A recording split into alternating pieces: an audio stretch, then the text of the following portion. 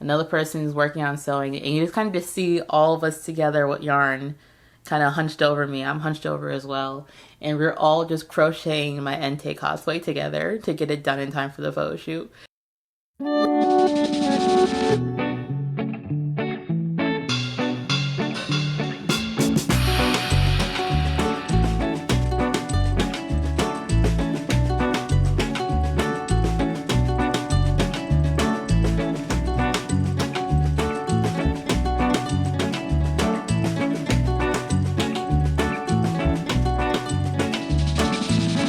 Hey guys, it's Young Guys Cosplay, and I'm back with a special video with SocialDCon. SocialDCon is a special virtual convention that is held Halloween weekend, and I'm super excited to be here as one of their special guests. You can go follow them on Instagram and on YouTube and see all the content that they'll be pushing out this weekend. Today, I'm going to be talking to you guys about my cosplay journey and how I got started in crocheting my cosplays and some hiccups that I've met along the way and how I overcame them.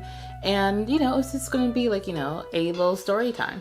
But if you haven't already, feel free to follow me on Instagram, YouTube, Twitter. All my handles are YG Cosplay.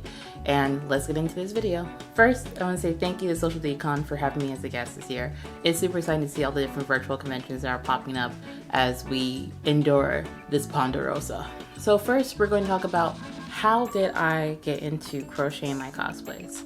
So back in 2011, I think it was AWA, I was trying to figure out how I wanted to cosplay. I had tried sewing, I had tried other crafting methods to make a cosplay, and it just wasn't for me. Like, I was very frustrated with the whole thing, and I was just like, I'm gonna still cosplay, but like, it's looking really sketchy right now. And I remember at the time I had picked up crocheting again because I had learned when I was like 8 years old. My mom taught me, and I had dropped it for a little bit because I was like, oh, crocheters and cosplaying, you don't really see that people sew their cosplay, so let me go ahead and pick up sewing. Nope, that wasn't for me. So I decided to try crocheting my cosplays. And I remember my very first cosplay was Erza Scarlet. I had crocheted her pants, and I was very, very proud of them because it was the first time I had ever crocheted a pair of pants, and I had managed to do it 2 weeks before AWA. And when I got to the convention, I was nervous. I was very much nervous, but I remember feeling out of place and out of pocket because no one crocheted pants. Like, I was the only person like that. And I was worried about how it was going to be received. People were going to make fun of me. And, just overall, what attention would I get for crocheting pants and wearing them to a con and calling it cosplay? Well, I don't want to toot my own horn, but it was very well received. A lot of people had liked the idea. A lot of people had never seen a crocheted cosplay before. And a lot of people were just like, is it comfortable? It looks comfortable. You look so much more comfortable. And I'm just like, are cosplayers okay? We just walking around in armor and props and just being uncomfortable all day? That moment inspired me to continue to crochet my cosplays because the fact that I was one of the few people, I think at the time one of the only people that I knew of that crocheted cosplays, and so many people were just impressed, I was like, okay, I could lead this. I could do this. What are some challenges in crocheting cosplay? I would say the biggest challenge of crocheting a cosplay is learning how to reasonably gauge how much time you need for a project you're taking on. Because one thing crocheters will never tell you, it's like an unspoken thing we all know but we don't speak about it, is that when you start a project, you keep adding on to it. Like, we just don't know when enough is enough. And it's interesting because I have yet to start a cosplay without putting it together, looking at it, and realizing, this needs more. This needs more flavor. I'm over here Salt Bae, just like, I could add just a little bit more to this. And then before I know it, it's like a couple days before the convention, the outfit's not done yet. I still have to make a whole sleeve for something. And I still have other stuff to crochet. So that's probably one of the hardest things about crocheting cosplays, is like, you really have to give yourself more time than you think you need. Because even though I am fast, I'm a perfectionist. Yes. I'll redo the same area over and over again if I absolutely have to. And if it doesn't look right, I'm not just going to accept it for what it is. I'm going to redo it again. So That's like the number one thing that's hard about crocheting cosplays, is gauging the proper amount of time you need to finish the projects you want to take on. The second thing I would say that is difficult about crocheting your cosplays is that some things are not crochet friendly. Like whenever I see a design that is essentially a hat, but then they have a pattern that goes like up and down or left and right, or even diagonally, and I want it to come out nice and clean, it's going to take more time, it's going to take more effort, it's also going to take a smaller crochet hook, and circles with lines, crochet likes to go left and right or around in a circle, maybe even up and down. But when you try to start going diagonally, you try doing swirls, it gets very messy very fast. It's not impossible to do, it's just, again, gauging how much time you need to do something and how long it's going to take you to actually finish it. That math right there is the hardest math you will ever take on in your life. What is some advice you would give someone just getting started in your line of work? I have so many thoughts. I have so many thoughts and feelings about this, because immediately the first thing that comes to mind is know your worth. Know, like, whenever someone is going to ask you for a pattern, someone's going to ask if you can make it for someone else, someone is going to see your crocheted outfit and ask you, how much can I pay you to make this for me? And the answer should always have an extra zero at the end. Like if you say $10, just say 100. I'm not even joking, because the one thing about crochet is it's one of the only fiber arts that cannot be mass produced by a machine. So every time you see something crocheted in a store, someone's wearing it, someone's walking around with it, someone somewhere handmade, they took their hands and they handmade that particular item for that person or business. And when people say, you know, I could get it anywhere, you really cannot. You actually can't. Like, you could possibly find someone to recreate it for you, which is a completely different issue that I have that I won't get into right now, but like, y'all need to stop stealing patterns. But it's impossible to find crochet anywhere, because literally it can't be mass produced, so you cannot just recreate it over and over again with a machine, which means that if you see yourself a handmade crocheted bunny that has like a specific set of colors or design, you better go take a picture of it, go get the person's business card, go ask them if they have a shop, and that person, you know, who is crocheting, charge appropriately. Also, if you're crocheting your own cosplays and you're kind of daunted by the fact that, you know, you have to make clothing for yourself, I will also say that crocheting is not that hard to figure out how to make outfits for. It's just you have to break down crochet pieces into squares and into sections. So let's say you want to make I would say outfit that I've made before. Let's say you want to crochet Hades from Hercules, Disney's Hercules. Instead of looking at the whole outfit and going, oh my god, how do I do that whole robe? There's like a pattern on the side and everything. Break it down into pieces. Step 1, do the top. Step 2, work on the skirt. Step 3, after you do the rectangle over your chest, do a diagonal piece across your shoulder. And then afterward, go back through and add the details along the border of the outfit. And again, time is a thing. Give yourself patience. But you will get the outfit done. You just need to be able to break it down to smaller bits and pieces and figure out exactly what you need to do to put the whole thing together.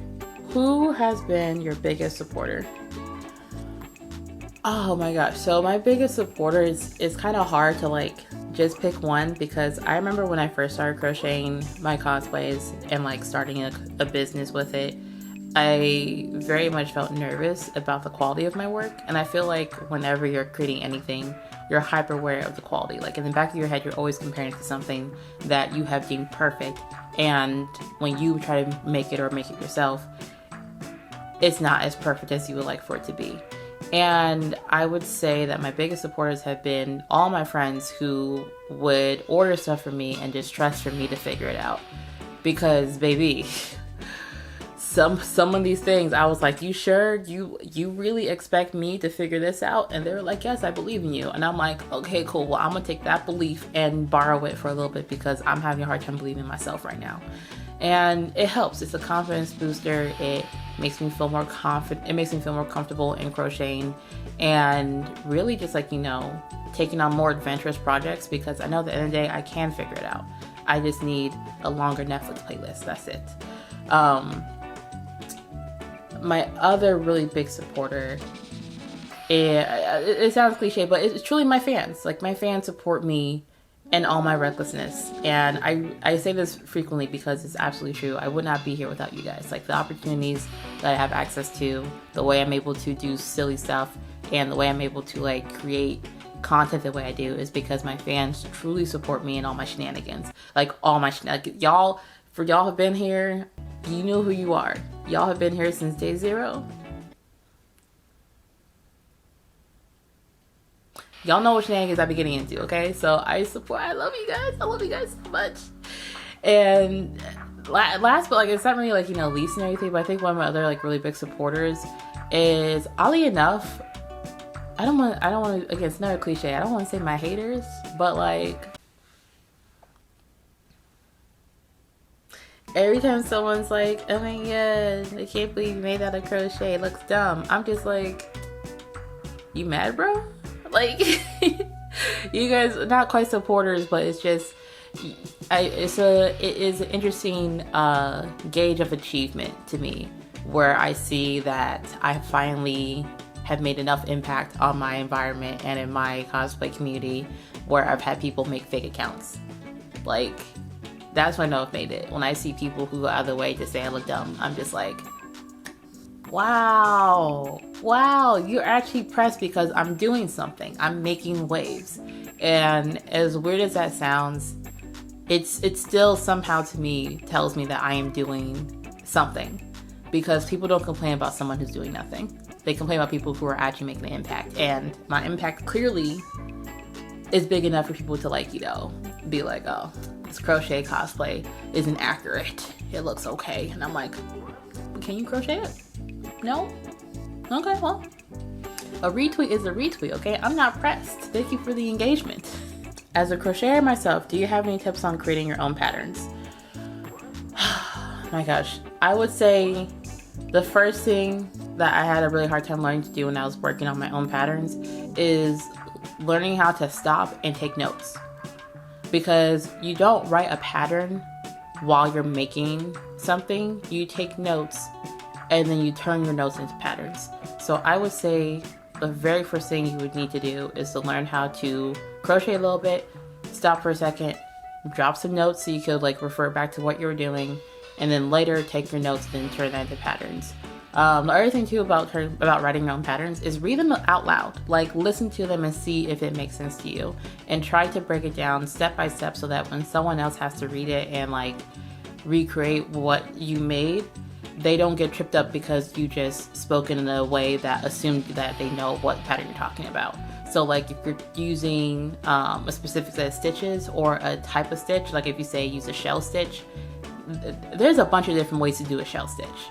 So I would say write out the shell stitch that you use so that they know, okay, this is a particular pattern that they're looking for this design. And, you know, have people proofread it. Have other crocheters proofread it. Try to crochet your own pattern and see if you mess up or if the pattern comes out differently, and then just fix it where you need to be fixed. But that's a lot to say. Trial and error. Just trial and error, and giving yourself time, and just being patient with yourself as you try to write down exactly what you did and then be able to recreate it. What are other crafts hobbies you enjoy doing when you're not crocheting? That is a hard question to answer, because the majority of my time is spent crocheting, and even when I'm not working on a project, I'm usually crocheting something for fun. I have like, I call them no obligation projects, where I literally just start them and I have no obligation to finish them. They're just kind of relaxing for me to do, and they're usually for me. Like, I have one particular scarf that I've been working on for a hot minute. I'm not sure if it's going to get done this winter. I started it last winter and I've been kind of casually working on it. I kind of forgot about it until like just right now, so whoops. But you know, it's a no obligation project, so it allows me to just kind of craft without having to like be obligated to finish it. I will say though that I do have a couple other hobbies that are not craft related but gaming related. I am a giant gamer. Like, I own most consoles. Yeah, I think I have one of each console. Like, I think at one point I even had a Wii, and I ended up returning it because it just wasn't like worth my time. So I just wasn't playing games like that. But you can usually catch me like playing League of Legends terribly. It's for fun. I love playing any kind of like Call of Duty game, first-person shooter games, and God, what other games? I'm just like currently really obsessed with Back 4 Blood. Like, I really want to get it, but like I have to rebuild my PC because my PC is a gaming PC, which is I like building computers. It's a hobby, but it's an expensive one. And the way my wallet's currently set up, it's a hobby in spirits. You know, I have the essence of the hobby, but not the wallet. But those are some of the things I could dabble in when I'm not crocheting. Do you have a dream project? Yes. Oh boy, let me get on my soapbox for this one, because like one project that I wish I could work on is Te from Moana. And the reason why this is a dream project is because it requires two of my favorite things. One, body paint. Like, I just want to be green.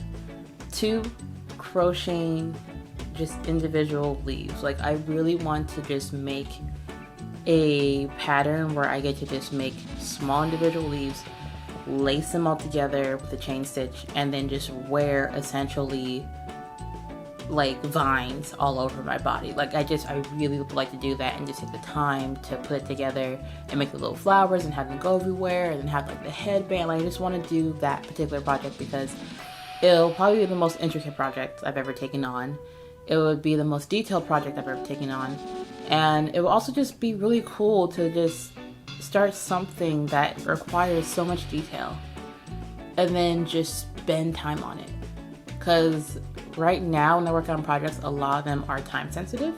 So I didn't really have the luxury of being able to take on really high detailed outfits because it's just going to take too long for me to finish it. And when my shop gets busy, I can't work on cosplay as much as I would like to.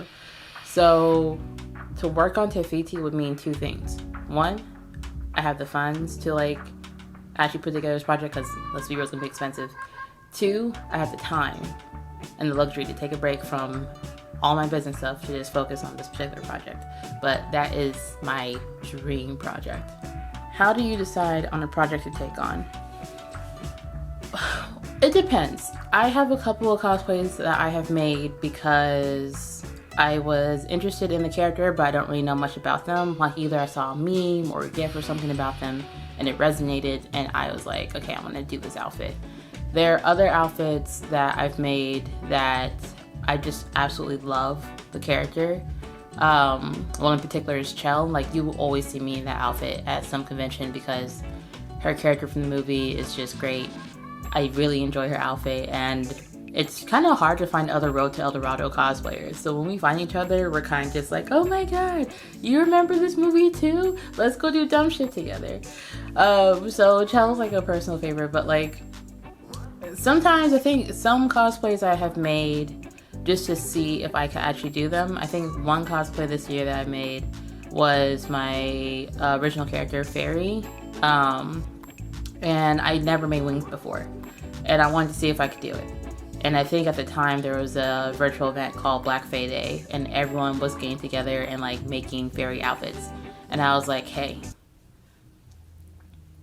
I'm gonna crochet some wings. I don't know how yet, but I'm gonna do it. And then I did it, and I had lights to it, and it was really cool to see that there was something else that I could do, or more importantly, there was something else that wasn't untouchable by crochet, because I'm very much aware of the fact that there could potentially be a limit to what I can and can't crochet, and every time I get a chance to work on a project, I try to push that limit to see if this is where the line is, like right here is where I can't, like, you know, go any further. But I haven't found that line or that boundary yet. So every time I take on the cosplay, depending on how much time I have, I usually ask myself, okay, is this something that I haven't done before? Yes. Do you have the patience to take it on? Yes. Do you have the time?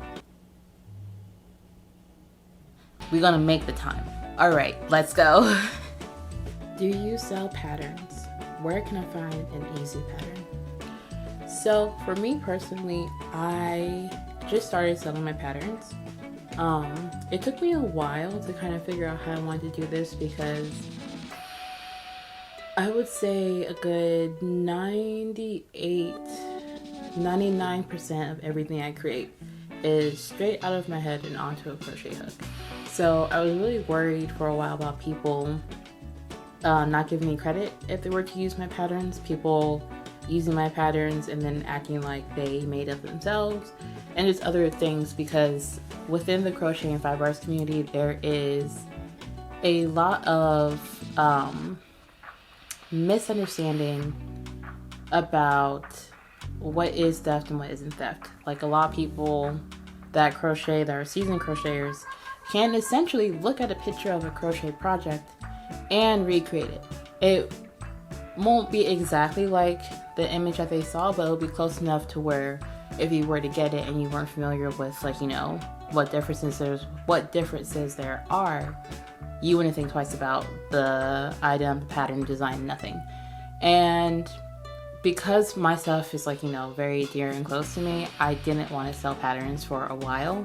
And I think it was in 2019 I started selling patterns a little bit just to kind of test the waters. Like, I did things that people could basically get almost anywhere, like Pokeballs. I started doing sock patterns and like things that I didn't mind that if they were to get stolen or if they were to be recreated and I didn't get any credit for, I wouldn't mind that much, because like there's so many different ways you can make a Pokeball. Like, it's pretty, I wouldn't say simple, but it's pretty straightforward, because making a ball in general requires a certain kind of stitch and, you know, setup.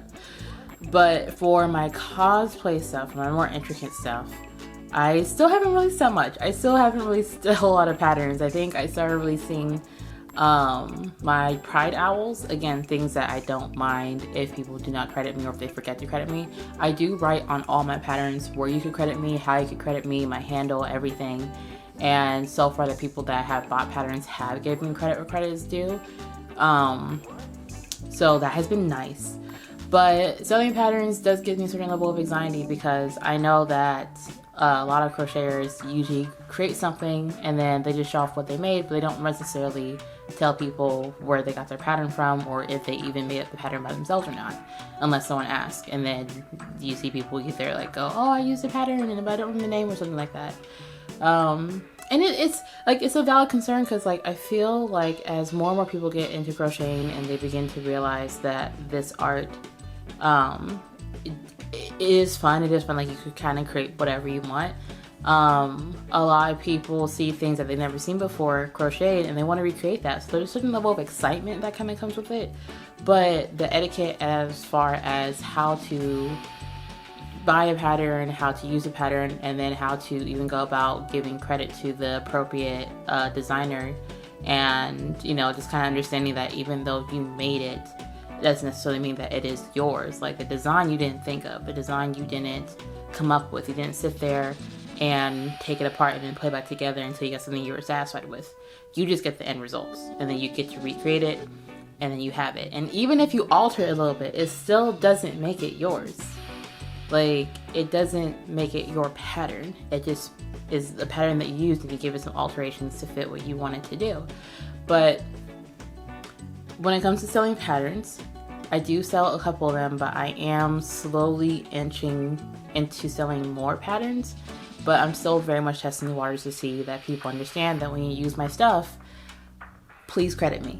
I'm not asking for a whole lot. Pay me for my time and credit me when you make something. I also want to see what you did, because like some people, they crochet different, like people crochet differently from one another, and I want to see what your project, like, did it turn out the way, like, is my pattern, like, you know, working for you? Like, please show me what you made, because then it brings me a certain level of joy of being able to see that people bought my pattern, they used it, they made it, and they want me to see it. Because I would love to engage with my fans and followers that use my patterns, because then we could all just have, like, you know, the same stuff, and I could be like, look, I have like a community of all of us using this pattern that I made, and we all get to sit down and have this one particular item, and it's just really cool. As far as like buying patterns, you could buy patterns from me on Buy Me a Coffee. I'm slowly working on importing all my patterns from my website, which is ygcosplay.com, over to just strictly Buy Me a Coffee. over there, the big thing about that one is that you get behind the scene images. So you kind of see what I'm doing before the pattern is done. You get an ebook. So it's not just a text of pattern instructions. It is a book with pictures and step-by-step instructions. So it's way more detailed than anything I've done before. And also as a member, you get, I think it's upwards of 80 to 85% discount on the patterns. So it's a pretty hefty discount because like as a member, you get access to everything, behind the scenes content. You get to see me build it, you get to see the trials and tribulations that go into making the pattern. And then you get access to the pattern for $5 because my patterns are $30.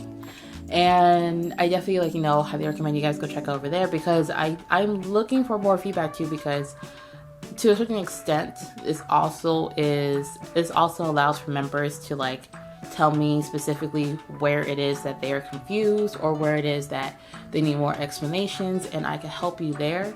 That's strictly member access only. Like you can actually DM me and ask me, hey, what did you mean on page 7? I can't figure it out. I will help you. But Buy Me a Coffee is where I do my pattern selling and where I do my behind the scenes content, because over there, at the very least, I can lock everything behind a paywall, and the people that engage with me over there understand that, I'm just asking for credit when you're done. That's it. If you're going to crochet like, my strawberry harness, tag me in it so I can see that you made it too. I want to see what you did. Show me. Like, I'm excited for that. But also too, like another thing, like if you're a crocheter and you're thinking about selling your patterns but you have similar anxieties, I would just say go ahead and like cover your patterns in like as much reminders as you can, because with my patterns, my ebooks, I think I mentioned like at least 4 times in the beginning of the ebook to, credit me, in the middle of the ebook to credit me, and then at the very end, a thank you, and then also another reminder of, hey, to edit me. And then even when you buy the pattern, you get a message that goes, hey, thank you for buying a pattern. Don't forget to credit me, please.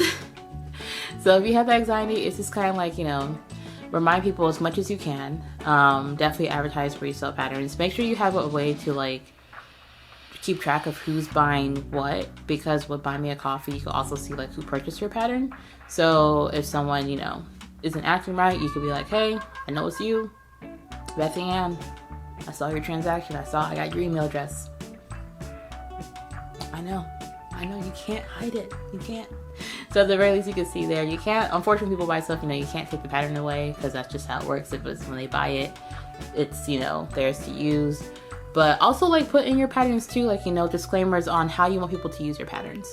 Because I know for myself, I put down on my patterns that you could recreate it, but you cannot use it for sale. So basically, you could buy my pattern, let's say my strawberry harness.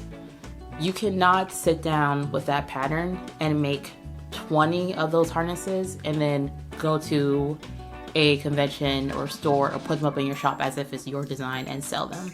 I do not allow that with my patterns. You can make it for yourself. You can make it for a friend. You can make it for family members.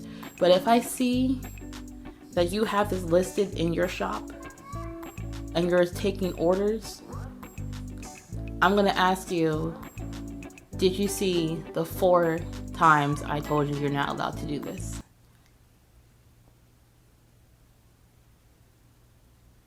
Did you read? Did you see it?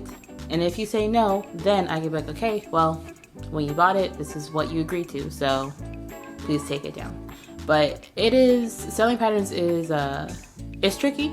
It definitely gives me anxiety, but at the end of the day, I really want to see other crocheters use my stuff because I know my stuff is unique and I know people want to figure out what I want to do, how I do something. And I will love to build my community around people just being excited to like get access to my designs and to make them and then to show me, they did it, they made it too. It's a real big confidence boost and like it makes me so happy. But like, just credit me. That's it. Just credit me. Like I'm friendly, I promise, but like just credit me. That's it. That's what I'm asking for. Por favor.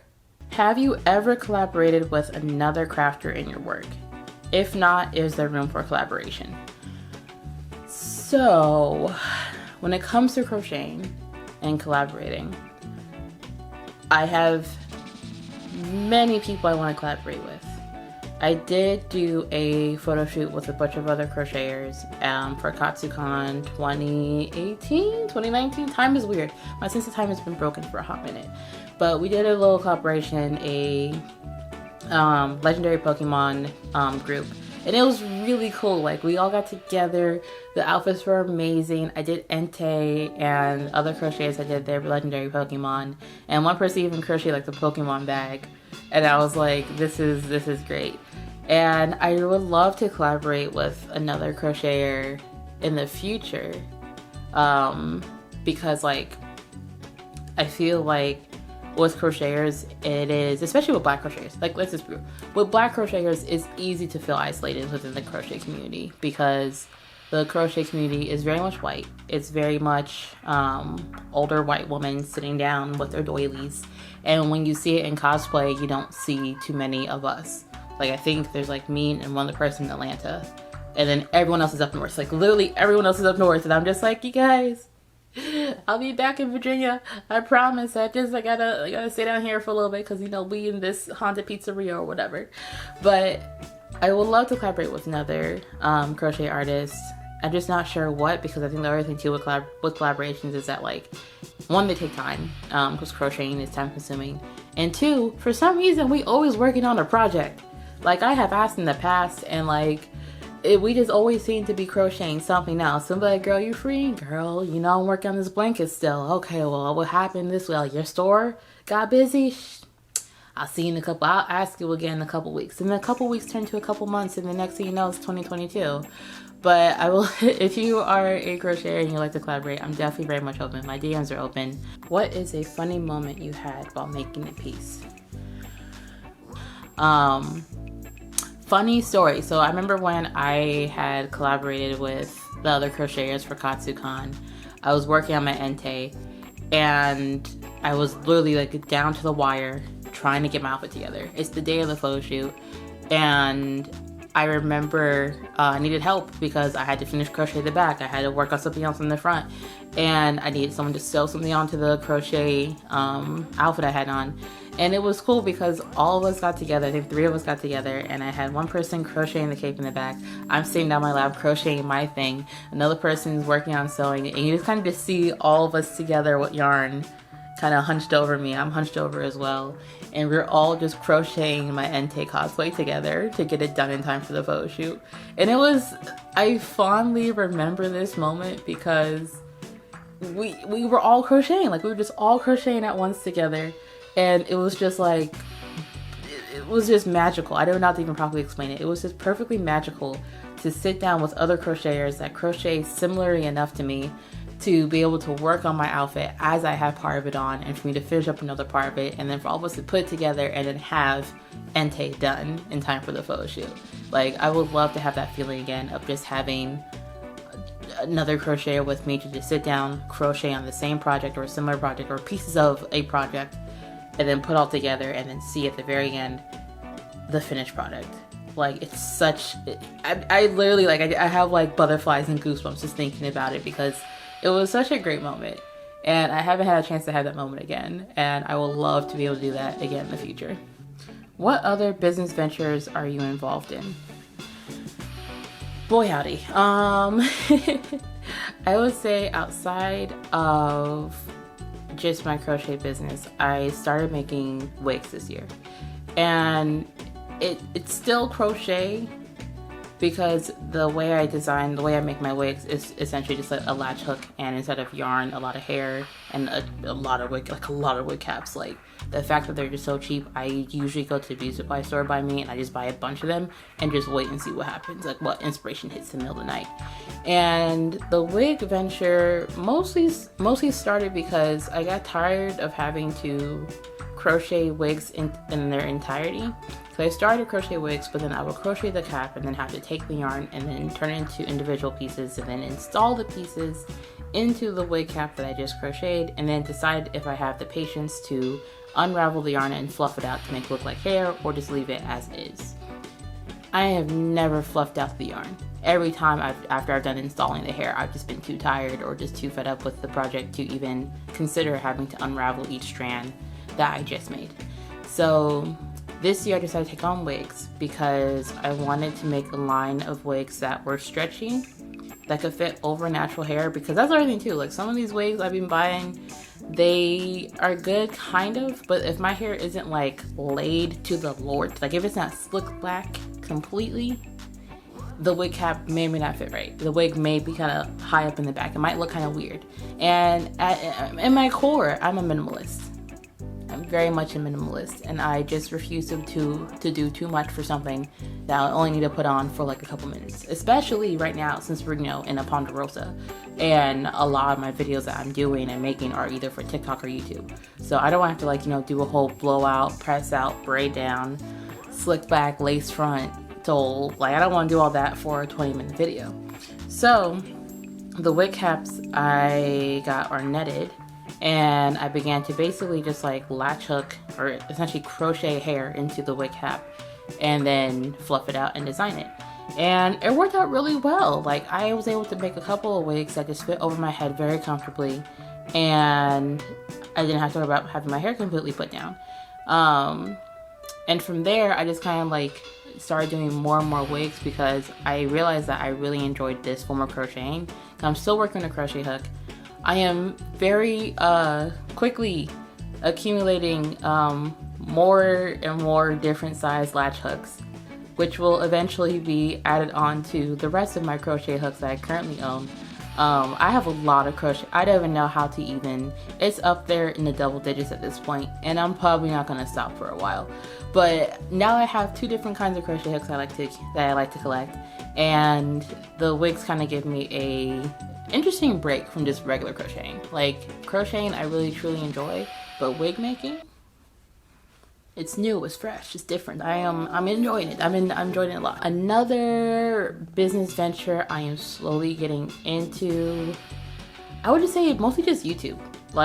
I remember when the pandemic first started and I needed to figure out how to make income from home, more so than me having to travel out to cons and sell at conventions, because people, regardless of cons just not happening, people weren't shopping the way they were before. And my business, as much as it is unique, is still essentially retail, and it's also non-essential retail. So it's not even I'm out here crocheting toilet paper. That probably would have sold a lot better than me asking people, hey, I know you're strapped for cash right now, but do you really want this Pokeball? I crocheted it.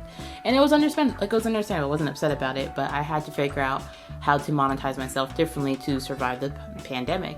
And I remember I started YouTube again, mostly because when I crochet, when I have to work on stuff, I watch Netflix a lot. I watch Hulu, I watch a bunch of different TV shows.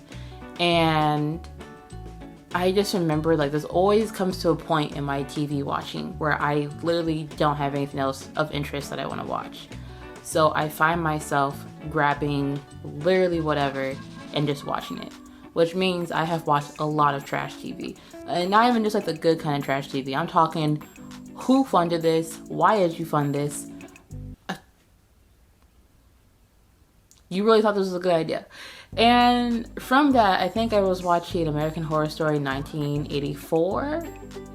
And I remember the show was so bad that I kept religiously going on my Instagram live and just talking about how terrible the show was. And eventually I was like, hey, I could probably turn this into a series on YouTube, and then this will give me a nice little break from always having to push just my main store. I could push YouTube and monetize this, and also have some kind of screaming therapy, because really some of these shows I'd be watching and putting myself through, I was like, I need moral support at this point. This isn't even about the monetization. This is about me just having a reprieve somewhere where I could go and just yell into the void and have other people yell back, because we all watched the same show and we all sat there and said, dear God, why?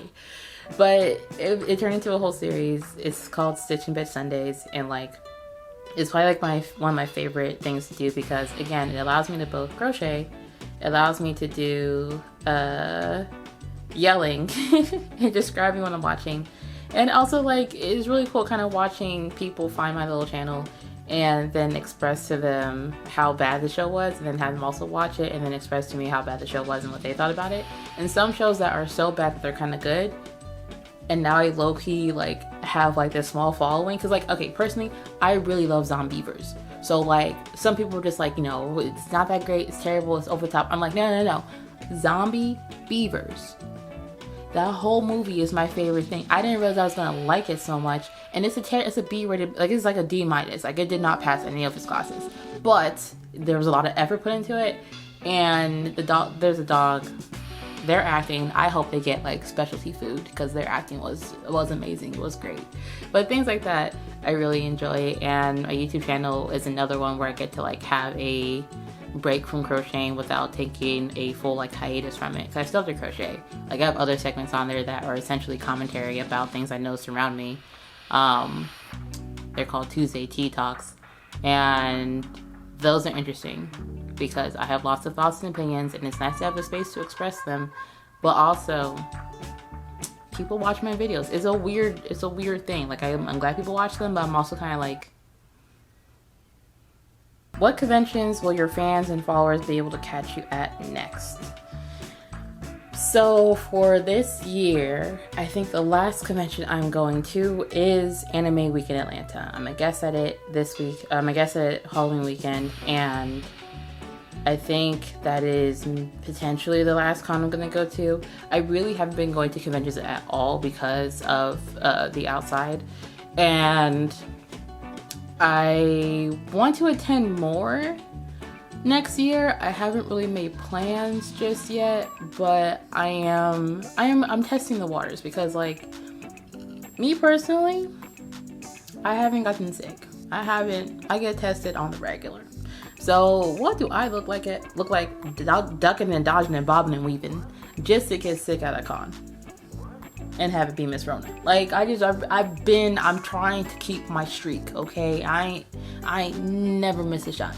So with all that being said, next year, I don't know what 2022 is going to bring, but I do know for myself this year with AWA and then us being in full swing flu season, I'm very much going to be home. I'm going to be home a lot. Like if you see me out of the house, I don't know, mind your business, or you know, just give me $5. I'm not really sure, but I know next year for 2022, I am putting it out there now. I really would like to be at DreamCon out in Texas. I think it's in Arlington, Texas. That's probably the one convention I have my heart set on, and I just need, you know, the world to get on board with this group project and have us just have a nice, calm holiday season. Like just a nice, quiet. Okay, look at my eyes. Yeah. Okay. Yeah. One more Zoom Thanksgiving with Grandma. Okay. Yeah. The light is right there. Okay. Please let me make out the DreamCon. That's all I'm asking for. I'm not asking for that much. And outside of DreamCon, I think that's it. I think that really is the only convention I have my heart set on. Like, as things change and adjust, I'll definitely be making my announcements on what cons I'll be a guest at next, or what cons I'll be attending or vending at on my Instagram page. But for right now, I got AWA, and then I'm home. I'm hibernating, okay? Bear rules. The moment it gets a little too cold, the moment it hits 60 degrees, 50 degrees, I'm inside. But I want to thank you guys so much for having me on your channel and your virtual convention. This is really fun. And if you have any other questions, feel free to leave them in the comment section below. Also, I forgot about one story I wanted to share earlier, because it has slipped my mind for a second, but I just remembered it now. And I remember like starting out in the cosplay community. Ooh, I can feel myself getting emotional. Okay, we got this. We can hold it together. I remember starting out in the cosplay community and feeling just kind of really out of place and just different, like almost too different to be part of the cosplay community, which was weird considering the cosplay community is just like so full of like different creatives. But I definitely noticed like how cosplaying became more and more popular and more mainstream. There definitely became a type of cosplay that was widely accepted, and everything else was kind of like out of the box. And I just want to let everyone know that just because you're different doesn't mean you're wrong, and just because you can't do something that's mainstream doesn't mean that you're not talented. I distinctly remember crocheting my stuff and thinking, okay, I don't sew, I don't do this, I can't be a judge, I don't do prop making. I am essentially never going to be a guest because I don't do the things that guests are expected to do. And I've been proven wrong, like almost every corner. Like I've been a guest at, I want to say at least 10 conventions now.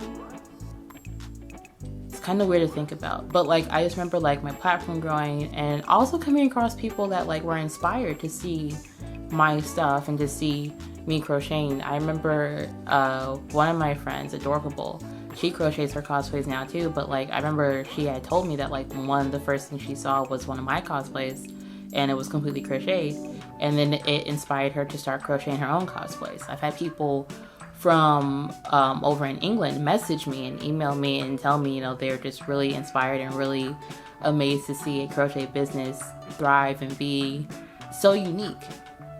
And it still feels surreal. Like it really feels surreal. And I just want everyone to know, you know, just because you're different doesn't mean your work isn't good. Like definitely learn how to know your worth and to acknowledge your skills and talents, and try not to compare yourself to others, because boy howdy, comparing yourself to others, that one still gets me sometimes.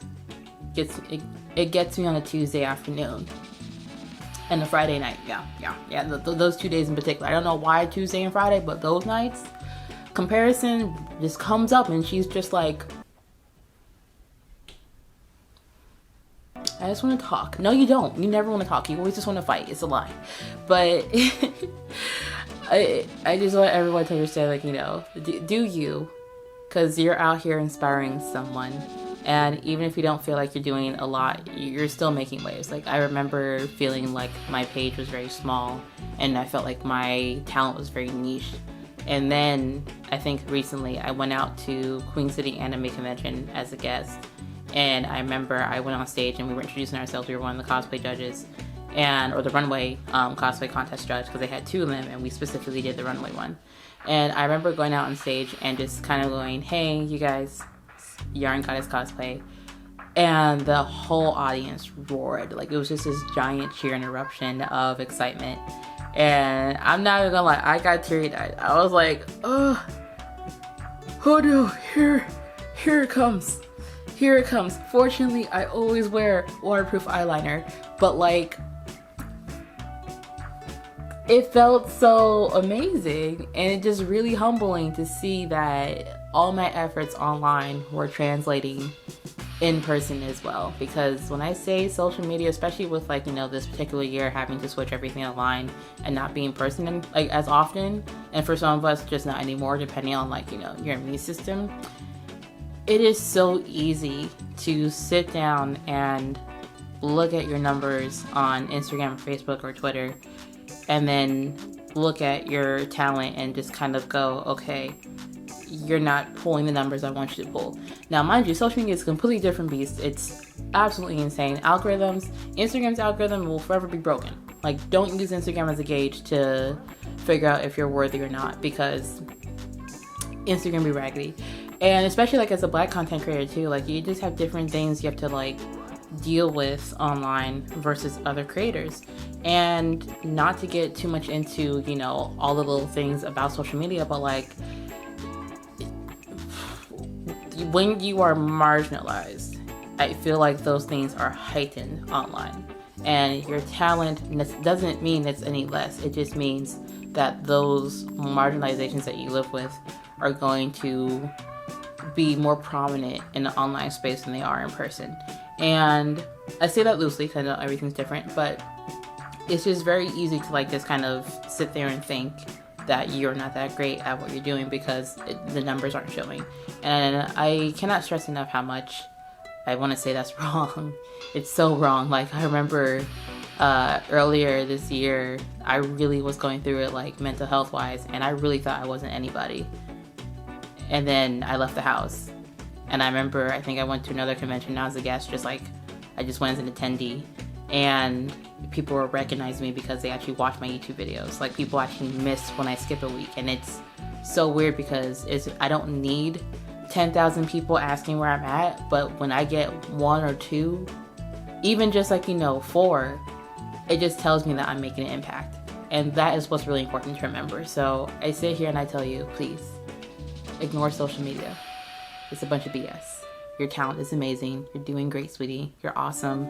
Keep going. Thank you guys so much for having me.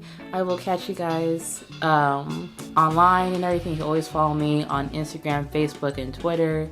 Catch me on TikTok as well. All of them are Yarn Goddess Cosplay or YG Cosplay. Thank you so much for SocialDCon for having me. You guys have a great rest of your weekend, and I'll hopefully see you guys 2022 or even at AW.